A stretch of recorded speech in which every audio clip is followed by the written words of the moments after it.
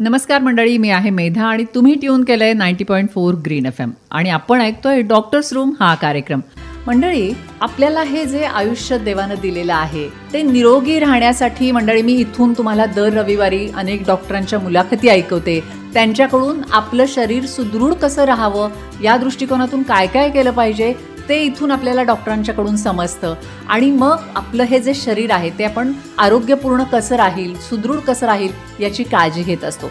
मंडळी, शरीरातला आपल्या प्रत्येक जो अवयव आहे तर तो अतिशय महत्त्वपूर्ण आणि आपलं आपलं काम इतक्या चांगल्या पद्धतीनं करत असतो. जेव्हा आपले सगळे अवयव व्यवस्थित काम करत असतात ना, तेव्हा आपल्याला कशाचीच जाणीव नसते.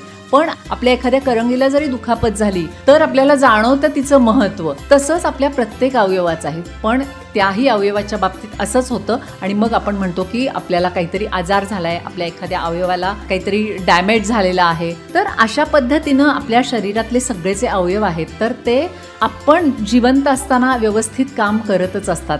पण समजा मी असं म्हणलं की आपला ब्रेन डेड झाल्यानंतर तो अवयव इतर व्यक्तींना सुद्धा तेवढ्याच चांगल्या पद्धतीनं कार्य देऊ शकतो असं म्हणलं तर तुम्हाला आश्चर्य वाटेल, पण हे खरं आहे मंडळी. कारण जिंदगी के बाद भी जिंदगी ही कन्सेप्ट घेऊन आज आपण या डॉक्टर्स रूमच्या माध्यमातून तुमच्याशी बोलणार आहे आणि आपल्याला या विषयाबद्दलच सांगायला आलेल्या आहेत डॉक्टर हेमा चौधरी, ज्या the federation of organ and body donation मुंबईच्या ही एक NGO आहे, त्या NGOच्या सांगली जिल्हा मुख्य समन्वयक म्हणून काम करतात.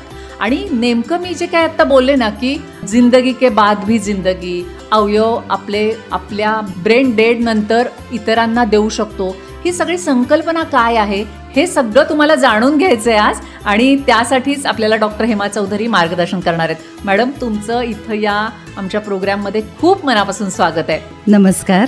आणि हे सगळं म्हणजे खरंच आपल्याकडं दानाचं खूप मोठं महत्त्व आहे. एकूणच आपल्या समाजामध्ये दान करणं खूप मोलाचं आणि महत्त्वाचं मानलं जातं आणि आज तर आपण अवयव दानाबद्दल बोलणार आहे. मग यामध्ये बऱ्याच गोष्टी येतात. म्हणजे आपण नेत्रदानाविषयी इथून दरवर्षी ऐकतो, नेत्रदान का महत्त्वाचं आहे, कसं केलं जातं याबद्दल सगळं सांगितलं जातं.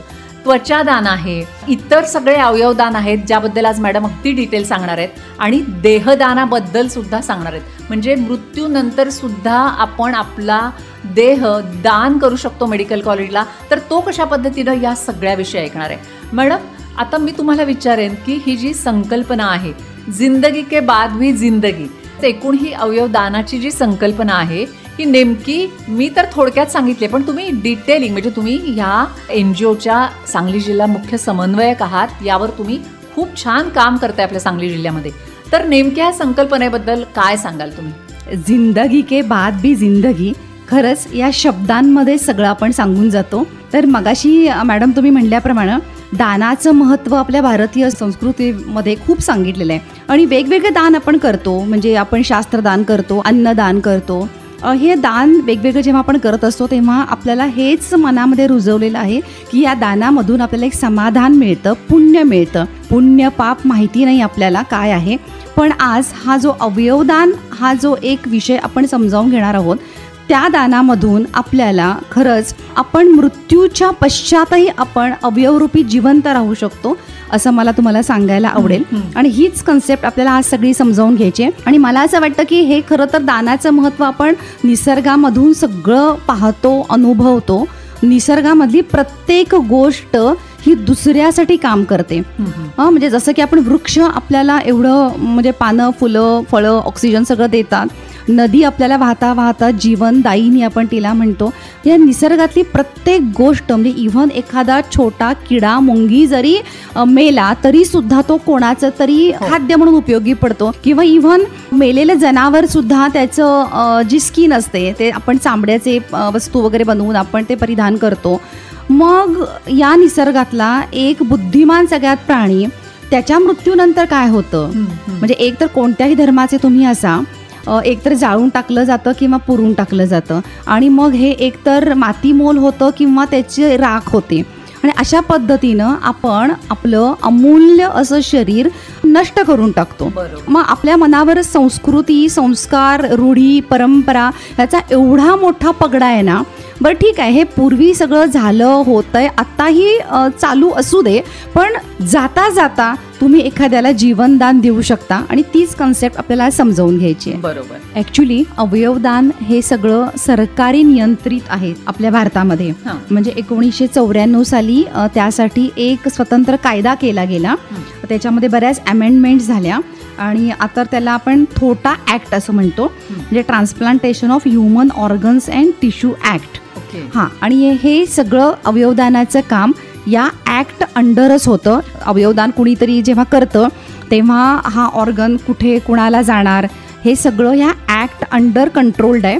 ह्यासाठी सगळ्या सरकारच्या समित्या आहेत, म्हणजे जसं की नोटो, रोटो, सोटो, ZTCC, जे आपण पुणे ZTCC अंडर येतो, हे आपण नंतर बघणारच आहोत. तर ह्या सगळ्या सरकारी यंत्रणा एखाद्या ऑर्गनचं रिमूव्हल, स्टोरेज आणि ट्रान्सप्लांटेशन हे सगळं रेग्युलेट करत असतात. हे सर्वांना माहिती असणं गरजेचं आहे.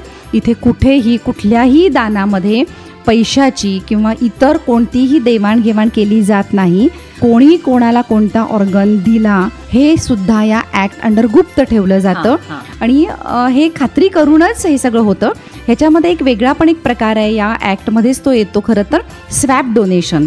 म्हणजे जसं की बाबा, म्हणजे मी तुम्हाला जिवंतपणी अवयवदान जेव्हा आपण बघणार आहोत पुढे, त्याच्यामध्ये समजा आता माझ्या घरातल्या कुठल्या तरी व्यक्तीला अवयवाची गरज आहे, पण माझ्या घरातल्या व्यक्तीचं मॅच होत नाही आहे आणि दुसऱ्या एका फॅमिलीमध्ये पण अशीच जर कंडिशन असेल तर इथे स्वॅप डोनेशन, म्हणजे ज्याला आपण या फॅमिलीतलं त्या फॅमिलीत, पण हे ॲक्टनुसार होतं. म्हणजे इथे कुठेही कुणीही कुठलाही व्यवहार नाही, दानच आहे हे निव्वळ, असं सगळी खात्री करून ह्या दानासाठी परमिशन दिली जाते.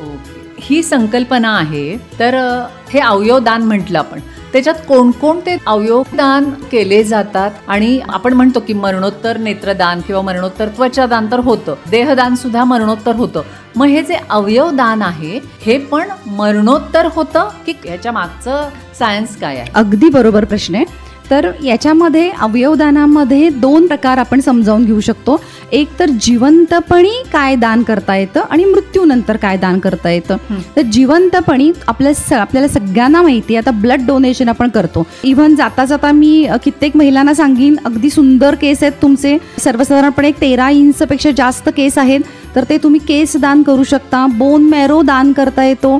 आपल्याला 2 किडनीज असतात, पैकी जर तुमचाच जवळचा कुणी जीवलग त्याला किडनी फेल्युअर झाला आहे आणि जर त्याला किडनीची गरज आहे तर जिवंतपणी 2 किडनीपैकी 1 किडनी दान करता येते. लिव्हर नावाचा एक खूप मोठा ऑर्गन आपला ॲब्डॉमेन म्हणजे पोटामध्ये असतो. कधी तुमच्याच घरातल्या जीवलग व्यक्तीचा लिव्हर खराब झाला आहे तर अशा वेळेला तुम्ही तिला तुमच्या लिव्हरचा थोडासा तुकडा जर काढून दिलात तर तो तुमच्या शरीरात पण होता तेवढा वाढणार आहे आणि ज्याला तुम्ही छोटा तुकडा दिलाय त्याच्या शरीरामध्ये सुद्धा तो नॉर्मली जेवढा असायला पाहिजे तेवढा आकारानं आणि वेटनं तो वाढतो. म्हणजे रिजनरेशनची पॉवर आहे त्याच्यामध्ये, त्यामुळे हे शक्य होतं. त्यामुळे हे जिवंतपणी असं एवढं दान आपण करू शकतो. आणि मग इतर अवयवांबद्दल, म्हणजे मी सुरुवातीला जसं म्हणलं की तुम्ही मला सांगितलं होतं की ब्रेन डेड झाल्यानंतर काही अवयवदान केलं जातं, अगदी महत्त्वाचं. कोणते अवयव? हो, बरोबर आहे. तर मृत्यू ही एक अटळ घटना आहे. तर मृत्यूंचे खरं तर 2 प्रकार असतात. म्हणजे कार्डियक डेथ, म्हणजे हृदय बंद झाल्यामुळे मृत्यू, जे की कॉमन असतात.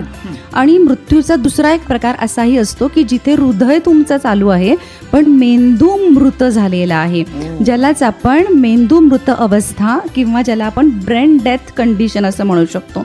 मग तुमच्या मनामध्ये असा प्रश्न आता आला असेल की ब्रेन डेथ म्हणजे काय, कॉज काय, त्याचं कारण काय? तर जेव्हा एखादा व्यक्ती रोड ॲक्सिडेंट झालेला आहे, डोक्याला मार लागलेला आहे किंवा शिडीवरून घसरून पडलेला आहे, पायऱ्यांवरून घसरून पडलेला आहे, म्हणजे थोडक्यात आपल्या डोक्याला मार लागलेला आहे, अशा वेळेला, किंवा ह्याचं दुसरं एक कारण असं पण असू शकतं की जेव्हा आपल्याला मेंदूमधली एखादी रक्तवाहिनी अनकंट्रोल्ड हायपरटेन्शनमुळे फुटली आणि तिथे खूप मोठा रक्तस्राव झाला, त्या रक्तस्रावाचं प्रेशर ब्रेनवर पडलं, मग ते ब्रेनचा एक शेवटचा भाग असतो ब्रेन स्टेम असा, म्हणजे मस्तिष्क स्तंभ असं मराठीमध्ये म्हणू शकतो, त्याच्यावर मग प्रेशर येतं आणि मग त्याच्यामुळं एक ज्याला आपण म्हणतो की दुर्दैवी अशी घटना घडते आणि त्याला आपण ब्रेन डेथ असं थोडक्यात म्हणू शकतो. मी थोडक्यात अगदी सांगितलंय तुम्हाला. तर त्याच्यामध्ये असतं श्वसन केंद्र, त्यामुळे श्वसन त्या पेशंटचं बंद होतं आणि मग पेशंट ICU मध्ये असेल, पेशंट असेल व्हेंटिलेटरवर, पण त्याचं हृदय चालू आहे, की हृदय आणि त्याच्यासोबतच्या ब्लड व्हेसल्स यांचं काम हेच आहे की संपूर्ण शरीराला रक्ताचा पुरवठा करणं. म्हणजे आपल्या प्रत्येक ऑर्गनला, टिश्यूला, सेलला आपल्याला ब्लड मिळत आहे, ऑक्सिजन मिळत आहे, न्यूट्रिएंट्स मिळत आहेत. त्यामुळं हे चांगले आहेत अवयव आणि इथेच त्या व्यक्तीचं अवयवदान होऊ शकतं. पण इथे कंडिशन अशी असते, तो तर पेशंट ब्रेन डेथ आहे, फॅमिलीला प्रचंड मोठा आघात झालेला असतो, कारण हे सगळं अचानक झालेलं आहे, राईट. मग अशा वेळेला त्या फॅमिलीतल्या लोकांनी जर कन्सेंट दिली, जर परवानगी दिली, तरच हे अवयवदान होऊ शकतं. अशा दुःखद प्रसंगी असा एवढा मोठा निर्णय घेणं ही खरंच सोपी गोष्ट नाहीये.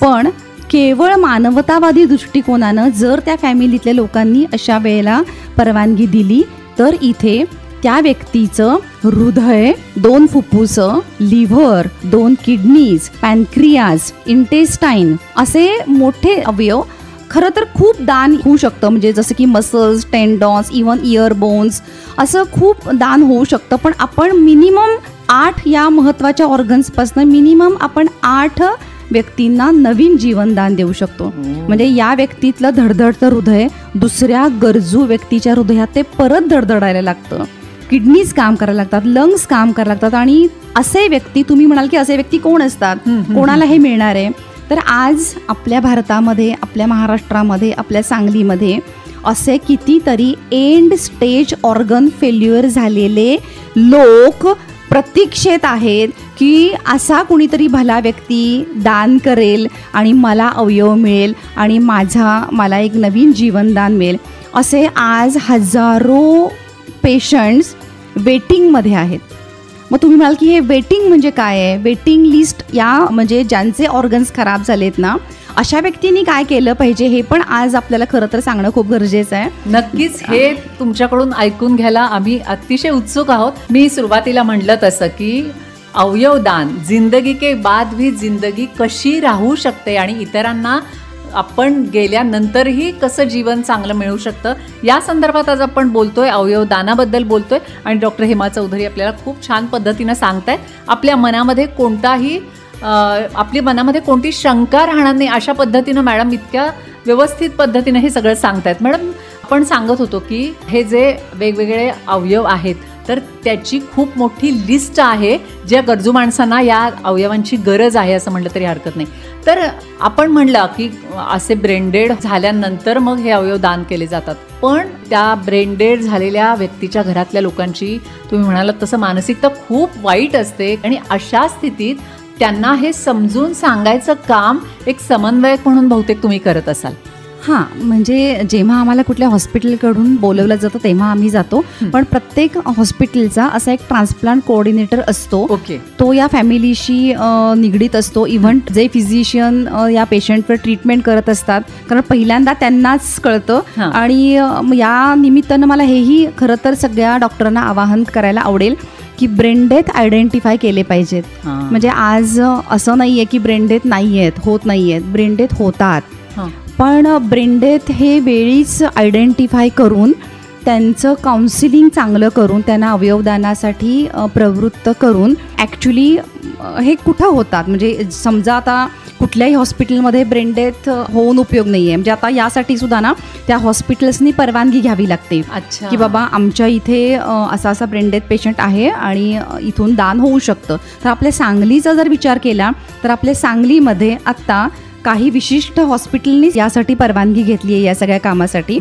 तर जसं की आज किम्स, UAMS जे हॉस्पिटल आहे ते, किंवा सेवा सदन, भारती आणि सिव्हिल एवढ्याच हॉस्पिटलनी सध्यासाठी ह्या कामासाठी परवानगी घेतली आहे. त्यामुळे ब्रेन डेथ पेशंट तिथे असेल आणि त्या डॉक्टरांनी जर ते आयडेंटिफाय केलं तर हे आयडेंटिफाय करून नुसतं उपयोग नाही आहे. तर तो जो पेशंट असतो तो ब्रेन डेथ आहे, तिथे अवयवदान होऊ शकतं. पण याला सुद्धा एक कालावधी आहे ना. म्हणजे सर्वसाधारणपणे 24 ते 48 तासाच्या आत, म्हणजे यासाठी वेगवेगळे टेस्ट आहेत. हे ब्रेन डेथ आता इथे आपण मला वाटतंय या प्लॅटफॉर्मवरून हे आपल्याला सगळं डिटेल सांगणं अशक्य आहे. अगदी मी थोडक्यात सांगायचा प्रयत्न करते तुम्हाला. खरं तर प्रत्येक डॉक्टर, प्रत्येक हॉस्पिटल पेशंटला वाचवायचा 100% प्रयत्न करतोच. अगदी. पण नाईलाजानं जेव्हा एखादे डॉक्टर पेशंटच्या नातेवाईकांना सांगतात की असा बाबा तुमचा पेशंट ब्रेन डेथ आहे, तर त्याआधी भरपूर टेस्ट आहेत. म्हणजे असं नाही की उठलं आणि एखादी टेस्ट करून कोणीतरी सांगितलं डॉक्टरांनी ब्रेन डेथ आहे, असं नाहीये. त्याच्यासाठी खूप साऱ्या वेगवेगळ्या टेस्ट आहेत. त्या सगळ्या टेस्ट करून जेव्हा म्हणजे 0.1 जरी शंका असेल की हा पेशंट ब्रेन डेथ नाहीये, तर ते डिक्लेअर केलं जात नाही. हे मी जवळून पाहिलंय, लक्षात घ्या. त्यामुळे मी आज तुमच्या चॅनलवरनं मी हे खात्रीशीर सांगते की बाबा पेशंटला 100% वाचवायचाच प्रयत्न केला जाणार आहे. पण नाईलाजानं जेव्हा डिक्लेअर करतात की पेशंट हा ब्रेन डेथ आहे, तेव्हा त्याच्या मागे खूप प्रयत्न असतात, त्यांचे खूप सारे टेस्ट केलेले असतात.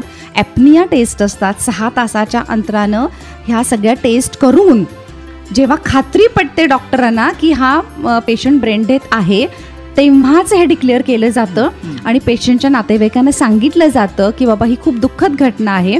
हे काउन्सिलिंग खूप महत्त्वाचं आहे यावेळेला केलं जाणारं. त्यांना विश्वासात घेऊन, त्यांना ह्याचं महत्त्व पटवून देऊन की बाबा आता असं झालं आहे. आणि ही एक कंडिशन अशी आहे ना की या निमित्तानं मला हे म्हणजे सांगायला आवडेल सगळ्या श्रोत्यांना की ही एक अशी कंडिशन आहे, ब्रेन डेथ कंडिशन, की ही इररिव्हर्सिबल आहे. हां, म्हणजे शब्द समजून घ्या. ब्रेन डेथ ती डेथच आहे, ती इररिव्हर्सिबल आहे. ही कोमाशी आपण कम्पेअर करून नाही चालणार.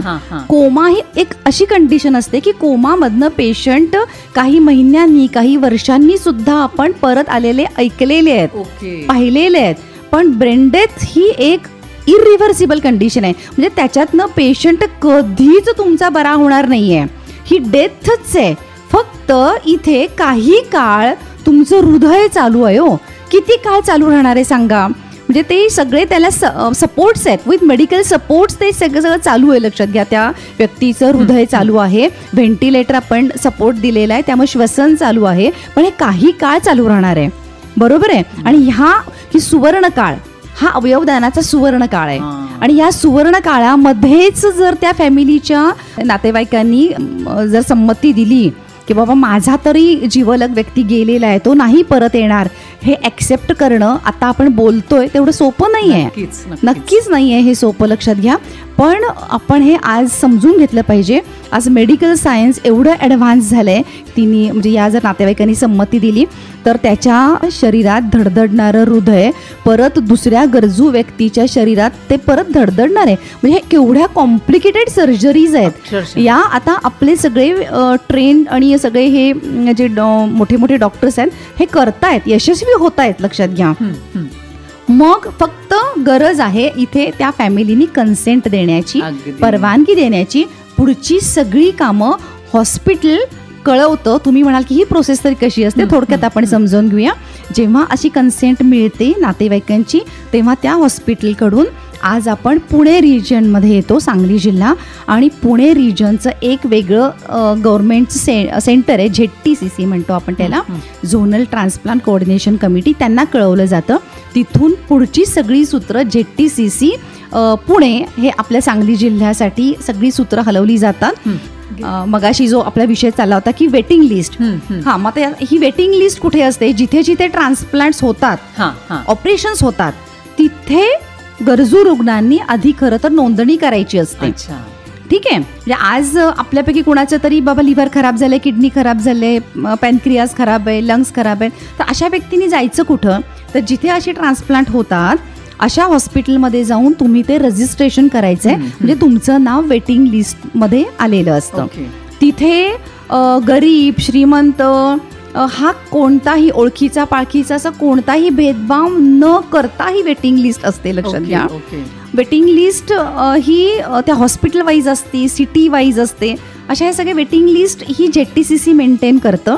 आणि मग त्या वेटिंग लिस्टमध्ये पहिला नंबर कोणाचा आहे त्या हॉस्पिटलला कळवलं जातं. ते हॉस्पिटल त्या पेशंटला कळवतं आणि मग तो तिथे त्यांना बोलवलं जातं. आणि इथून आपल्या समजा सांगलीमध्ये एखादा ब्रेन डेथ आहे, म्हणजे आपल्या सांगलीमध्ये अजून फक्त आता सध्याच उशक्काल हॉस्पिटलला फक्त किडनी ट्रान्सप्लांटसाठी परमिशन मिळालेली आहे. तर मग आपल्याला काय आहे, म्हणजे आपल्याला आता इथे फक्त किडनीसाठी तुम्ही नाव नोंदणी इथे उशक्कालमध्ये सध्या तुम्ही करू शकता. पण मग समजा एखाद्याचे लंग्स खराब आहेत तर इथे सांगलीत नाही ट्रान्सप्लांट होत आहेत, मग तुम्हाला रजिस्ट्रेशन पुणे, मुंबई, नागपूर अशी जिथे ट्रान्सप्लांट होत आहेत ना, अशा हॉस्पिटलमध्ये आपल्याला पहिल्यांदा नोंदणी करावी लागते आणि मग हे अवयवदान या सगळ्या ZTCCच्या कंट्रोल अंडर हे सगळं होत असतं. आपण पाहतोच की बाबा सांगलीतलं एखादं ऑर्गन पुण्यापर्यंत जायचं आहे तर त्याच्यासाठी मग ग्रीन कॉरिडॉर केला जातो.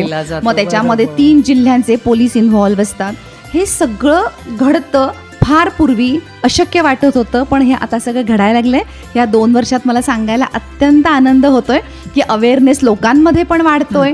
हॉस्पिटल्सनी आता सगळ्या मनावर घेतलेलं आहे. परमिशन्स वेगवेगळे हॉस्पिटल्स घेत आहेत आणि ही प्रोसेस आता स्मूथली चालू झालेली आहे. गेल्या 2 वर्षात आपल्या सांगलीतनं जवळजवळ 7 ब्रेन डेथ पेशंट्सचं अवयवदान झालेलं आहे आणि त्याच्यातनं वेगवेगळे ऑर्गन्स आपण वेगवेगळ्या शहरांमधनं सांगलीमधून पाठवले आणि वेगवेगळ्या एरियामधल्या गरजू रुग्णांना आपण जीवनदान देण्यात आपण यशस्वी झालेलो आहे. आणि म्हणून मला सांगलीचा आता अभिमान वाटतोय, कारण 2018 साली मी एक वर्कशॉप केलं होतं पुणे रुबी हॉस्पिटलला. तेव्हा मला तिथे सांगितलं गेलं होतं की सांगलीमधून अवयवदान 0 झालेलं आहे आणि तो मला माझ्या आयुष्यातला टर्निंग पॉईंट होता. म्हणजे मला असं खूप ते वाईट वाटलं होतं की बाबा का नाही सांगली जिल्ह्यातनं अवयवदान होत. आता या कंडिशनमध्ये आता आज आपण जे पाहतोय तर आज आपण अवयवदान आपल्या सांगलीतून चांगल्या रीतीनं होत आहेत. पेशंट्स पण तयार असतात. आता एक सिस्टीम पण रुजली आणि ह्यासाठी हे सिस्टीम रुजणं गरजेचं असतं. जसं आता पुण्यामध्ये कसं हे यूज टू झालंय तसं आपल्या सांगलीमधून पण ह्याचं प्रमाण पुढे आणखी नक्कीच वाढेल अशी मला खात्री आहे. बरोबर. आता ब्रेन डेड झाला तरच आपण हे सगळी अवयवदान करू शकतो हे तुमच्या सगळ्या बोलण्यावरून लक्षात आलं. अगदी बरोबर. पण म्हणजे मला काय विचारायचं की याच्यामध्ये वयाचं काही बंधन आहे? म्हणजे एखादा तरुण ब्रेन डेड झालं तर त्याचे सगळे ऑर्गन चांगले असतात. अगदी बरोबर. त्याचं डोनेशन होतं. पण एखादी 50 किंवा 60ची व्यक्ती काही ऍक्सिडेंटमुळं किंवा कोणत्याही घटनेमुळं ब्रेन डेड झालेली आहे तर तिचे अवयव कितपत उपयोगी पडतात? हा प्रश्न अगदी बरोबर आहे. आता परवाच एक केस झाली सेवा सदन म्हणून, तर तिथे 65 वर्षाचे आजोबा होते. मग त्यावेळेला जे चांगले ऑर्गन्स आहेत ना तेवढेच घेतले जातात आणि मग तुम्ही जसं म्हणता तसं जेवढा व्यक्ती तरुण असतो तेवढे ऑर्गन्स चांगले असतात आणि ते आपल्याला ट्रान्सप्लांट करायला उपयोगीही पडतात. इथे सगळंच मॅच केलं जातं, म्हणजे सगळं मॅचिंग केलं जातं, वयाचं, रक्तगटाचं, बाकी आणि भरपूर टेस्ट असतात. ह्या सगळ्या टेस्ट करून ज्याला योग्य आहे त्या व्यक्तीला हे ऑर्गन्स दिले जातात. म्हणजे तुम्ही म्हणता हा पॉईंट अगदी बरोबर आहे.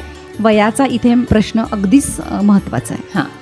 जेवढे चांगले ऑर्गन आहेत, जेवढे चांगले अवयव आहेत तेवढेच घेतले जातात. हो. वय म्हणजे आता सर्वसाधारणपणे एक 70 वयापर्यंत तरी आपण हे अगदीच नक्की म्हणू शकतो की हे डॉक्टर ठरवतील ना. आता कसं आहे, जेव्हा ती कंडिशन आहे त्यावेळेला तुम्हाला सांगितलं जाईल ब्रेन डेथ आहे आणि त्यावेळेला हे डॉक्टर ठरवतील की कुठले ऑर्गन्स चांगले आहेत आणि कुठले आपल्याला घेता येतात, रिट्राईव्ह करता येतात आणि कुठले वापरता येतात. हे त्या कंडिशनमध्ये डॉक्टर ठरवून त्या पेशंटच्या नातेवाईकांना ते सांगत असतात. बरोबर. आता एकूणच आपल्याला या मुलाखतीच्या शेवटी जाताना आपण डिटेल अवयवदानाबद्दलच बोललो.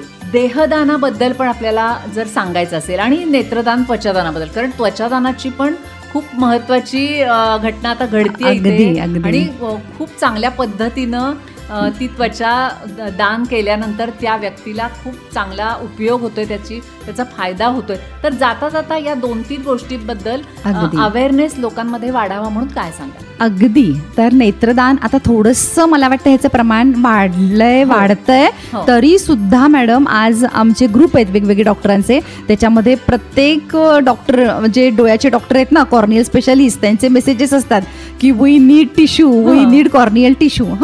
तर काय आहे हा प्रकार? तर नेत्रदान अजूनही होण्याची गरज आहे. ठीक आहे.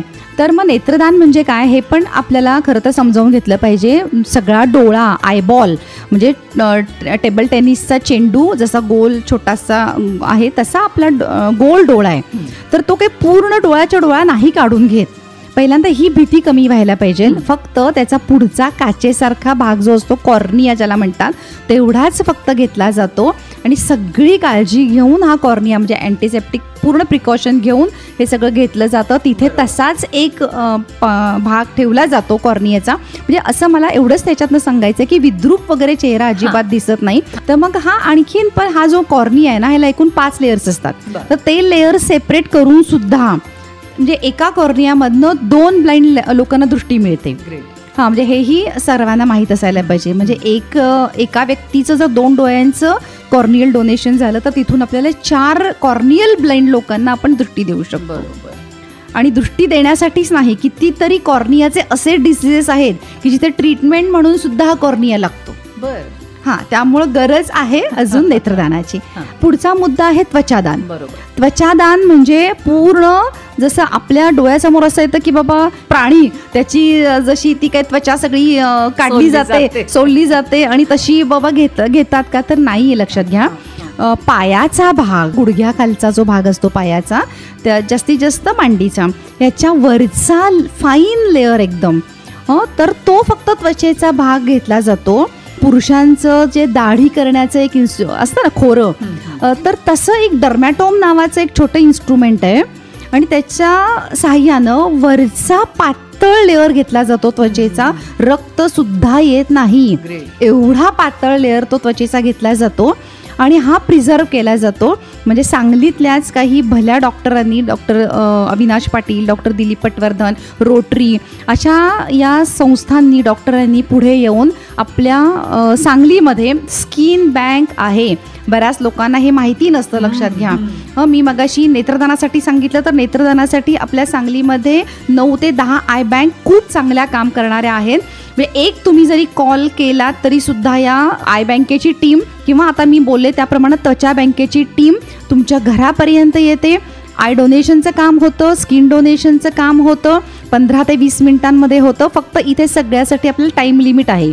म्हणजे तुम्ही डेथ झाल्यानंतर जेवढं लवकर कळवाल तेवढं चांगलं आहे. हे नेत्रदान किंवा त्वचादान आपल्याला 6 तासाच्या आत प्रोसिजर व्हायला लागते. त्यामुळे लक्षात ठेवा, वेळ महत्वाची आहे. अगदी सगळीकडे इथे वेळ महत्वाची आहे. त्यामुळं मला असं वाटतं की आज आम्ही आमच्या फेडरेशनतर्फे जो अवेअरनेसचा काम करत आहोत, हा खूप महत्त्वाचा रोल आहे. म्हणजे ही घटना घडल्यानंतर हे सगळं समजावून सांगणं अशक्य असतं आणि ते सांगण्याच्या मूडमध्ये सुद्धा नसतात फॅमिलीतले लोक. त्यामुळं हा विषय आपल्याला जर आधी माहिती असेल तर मग आपल्याला त्यावेळेला हे दान करणं सोपं जातं, कारण मनाची तयारी थोडी झालेली असते की बाबा हां हे करायचंय आपल्याला. तर त्वचा बँकेचं मी तुम्हाला सांगत होते की आज बर्न पेशंटला ही त्वचा उपयोगी पडून त्या पेशंटला जीवनदान मिळतं. म्हणजे छोटं मुलं आहे किंवा मोठं कुणी पण व्यक्ती जेव्हा त्याला भाजलेलं असतं, 10% भाजलंय, 15% भाजलंय. पूर्वी असं होतं की एक 30%पेक्षा 25%पेक्षा जास्त बर्न पेशंट जिवंत राहायचा नाही. पण आज त्वचादानामुळं असा पेशंट जिवंत राहू शकतो. भाजलेल्या व्यक्तीला 3 प्रॉब्लेम असतात. एक तर असं असतं की भाजलेला म्हणजे समजा हात आणि खूप म्हणजे मेजर भाजले त्या व्यक्तीला, तर ती वरची त्वचा सगळी त्याची गेलेली असते. त्यामुळे नर्व एंडिंग्स ओपन झालेले असतात, भयानक वेदना असतात पेशंटला. त्याचं त्वचेचं काम आहे की हायड्रेशन मेंटेन करणं, तर ती त्वचाच वरची गेल्यामुळे त्याच्या शरीरातलं सगळं पाणी निघून जात असतं.